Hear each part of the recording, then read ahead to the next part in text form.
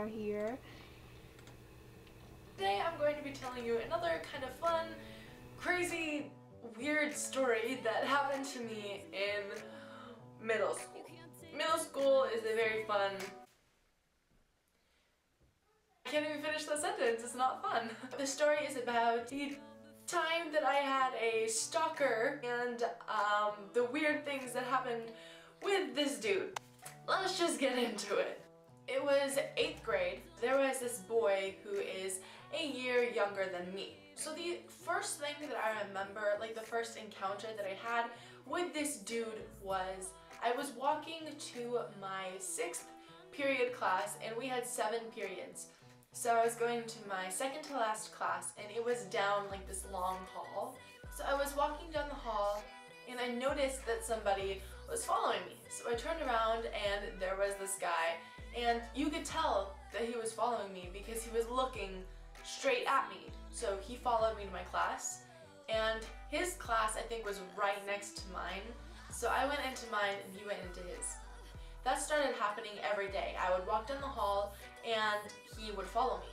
And at first he started like kind of a big distance away from me, but then as time progressed he got closer and closer.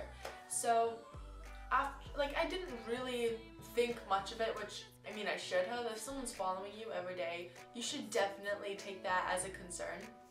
This happened a while ago, so I don't like remember all of the details, but I do remember that he started like actually talking to me a little bit, and I think he told me that he had a crush on me, and I was very flattered, so I guess that's why I didn't think it was creepy.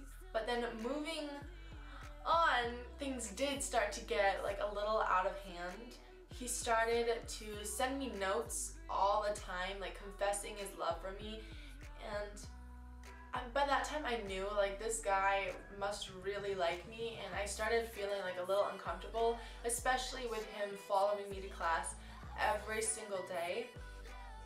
And at this time, like, he was like right next to me. Like, he would be walking with me to my class and I would be with my friends and I'd like try to look away from him and like turn my body, but he was still right there. The first thing that he did to me that made me know like this is not okay was I was walking to my class and he was there again. And as I was turning away from him talking to my friends, he grabs my hand. I am not even kidding you. This guy just grabs my hand. I don't talk to him. I don't really know him. And he grabs my hand. I was just sort of like, what do I do? Like, what the hell? But I was like 5 feet away from my class. So then I let go and walked into my class. And I talked to my friends about that. And we all like kind of decided like this is not okay. So then every single day after that, I would have friends on both sides of me and we would all walk together to class. So that kept happening, and I'm not even kidding you guys. Like, when I say every day, he followed me to my class every single day. Next thing that he did, which is crazy, and after this happened, I went home and I told my dad, and we had to go in and talk to the principal's office. Talk to the principal, not the office. But I was walking down the hall with my friends, and this guy comes up to me and pushes me against the wall. Like, I'm not even kidding you. He ran towards me down the hall. He sprinted towards me and pushes me against the wall. That is not okay. But by this time, I had gone in with my dad, we had talked to the principal, and it seemed like things sort of calmed down a little bit. I know that they had talked to him. Things did kind of die down for a little bit.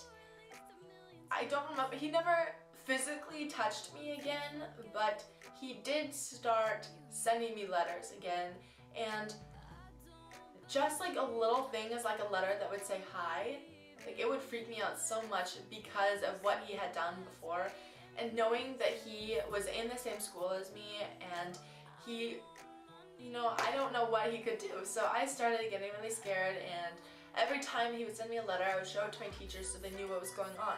So fast forward to, it was sort of near the end of the school year. I was walking down the hall and this guy comes up to me again. And he asked me if I would go to his baseball game. The next time that he had talked to me, he asked me out. This guy was scaring the shit out of me. Like, I was so scared. He kept talking to me, he kept asking me out, and he kept asking me to go places.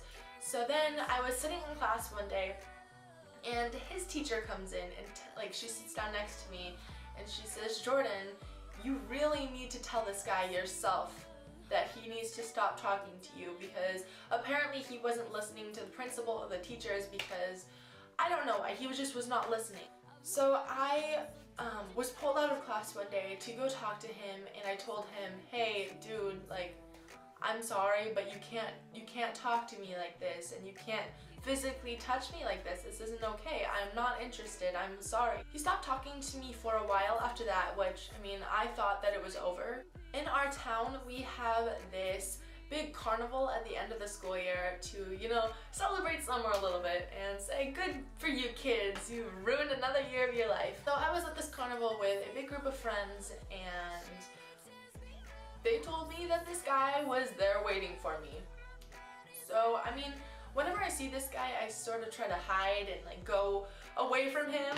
Don't go towards him, and go away from him, you know, turn the other cheek. But this guy somehow found me, and we were just like in the middle of like this little field area, and he was there talking to me, and he had this little present case. It was like a jewelry case, and he told me that he really missed me and that he had gotten me a present. I told him that I could not take it. I told him I can't do this. He fell on the ground, fist, like he was punching the ground like this on his stomach, just screaming.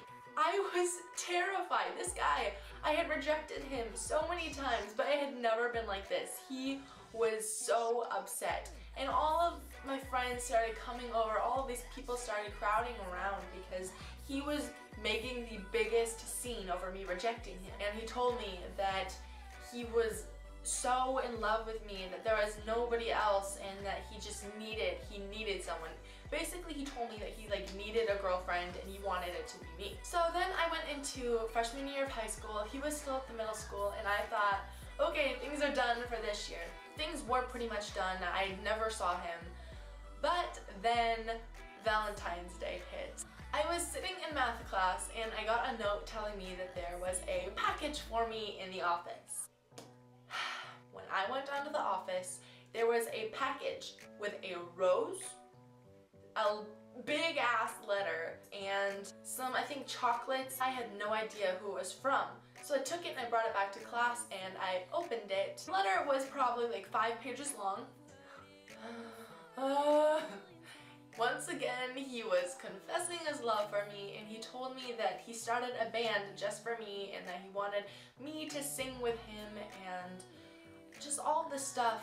And I thought things were over because I was in high school, he was in middle school, but no, he still made up a package and sent it to the high school for me. So that was the only time that he, you know, had tried to get in touch with me that year. But now I am a junior in high school, and he is at this school with me, and I think he like got held back for a year, so now he's in the same school as me. Every single time that I see him, he screams my name. Even if I'm way over here and he's way over here and there's a shitload of people here, he screams my name. I don't know, I am terrified of him, but I keep my distance. But he's been pretty good, so if you guys have had any weird, crazy stalker stories like this, tell me in the comments, because I love to hear these stories. So yeah, tell me down there. Okay, thank you guys so much for watching. That was it for this little story time video. I hope you guys enjoyed. Make sure to like, subscribe, comment, all that good stuff. And yeah, just let me know if I should keep on doing more story times. I actually like doing story times. It's kind of fun to me. And yeah, until next time, guys.